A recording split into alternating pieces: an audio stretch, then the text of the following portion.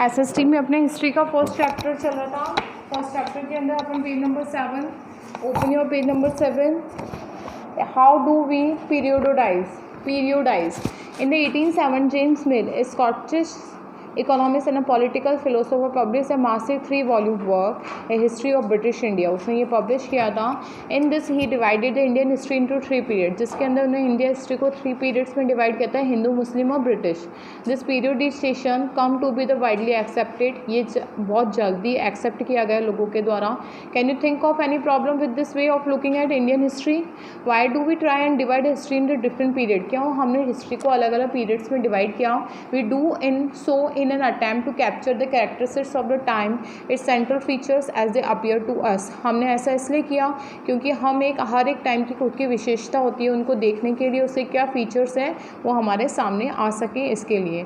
So the term through which we periodize, that is demarcate the differences between the period become important। they reflect our ideas about the past, वो हमारे ideas को पता करते हैं हमारे past के लिए। they show how we see the significance of the change from the one period to the another। Mill thought that the all Asian society were at the lower level of civilization than Europe। Asia की जितनी भी societies थी वो lower level पे थी Europe से compare करने पर। According to his telling of history, before the britisher come to the India, Hindu and Muslim despots ruled the country। Religious intolerance, caste taboos and the superstition practice dominated social life। मतलब उनकी social life में superstition ये सब कुछ थे। British rule mild फैल could civilised India. उसने सोचा कि इंडिया को क्या सभ्यपूर्ण बनाया जा सकता है। To do this it was necessary to introduce the European manner, इसलिए हमको यूरोप के जो संस्कार हैं, मैनर्स हैं, वो हमको सिखाने पड़ेंगे। Arts, institution, laws on India. Mill in fact suggested that the British should conquer all the terrorist in India to ensure the enlightenment and the happiness of the Indian people.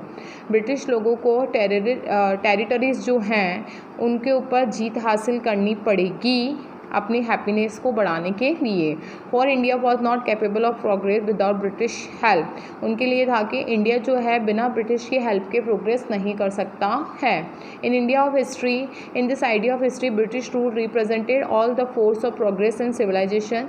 The period before British rule was one of darkness. जो British काल से जो पहले का जो period था वो पूरी तरीके से डार्कनेस मतलब अंधकार में था। Can such conception be accepted today? क्या ये कंसेप्शन आज एक्सेप्ट किया जा सकता है?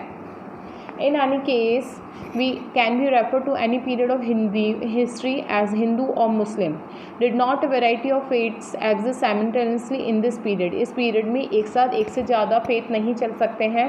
Why should we characterize an age only through the religion of rulers of the time? To do so, it is to suggest that the lives and practice of the other do not really matter। दूसरों की life और practice हमारे को कोई matter नहीं करती है। We should always remember that even rulers in ancient India did not share all the same faith।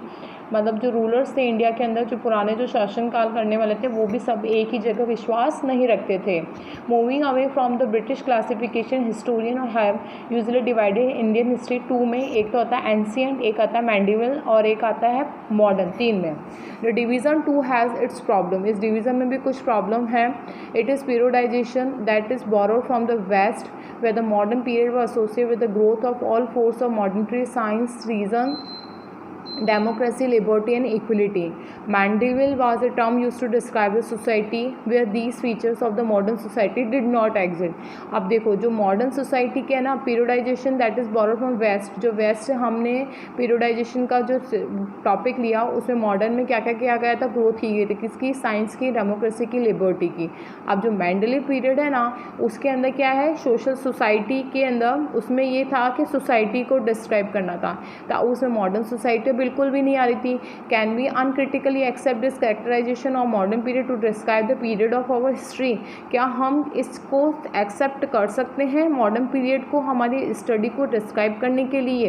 As we will see in your book, under British rule people did not have the equality, freedom and liberty, nor was the period one of the economic growth and progress. Many historian therefore refer to this period is colonial. अब अपन next class में पढ़ेंगे colonial से, ठीक है। ये आपको ये जितना भी पढ़ाया है वापस से आप एक बार गो थ्रू कर लेना इस चैप्टर को, ताकि आपको जो भी कन्फ्यूज़न है वो उसके दूर हो जाए। ठीक है।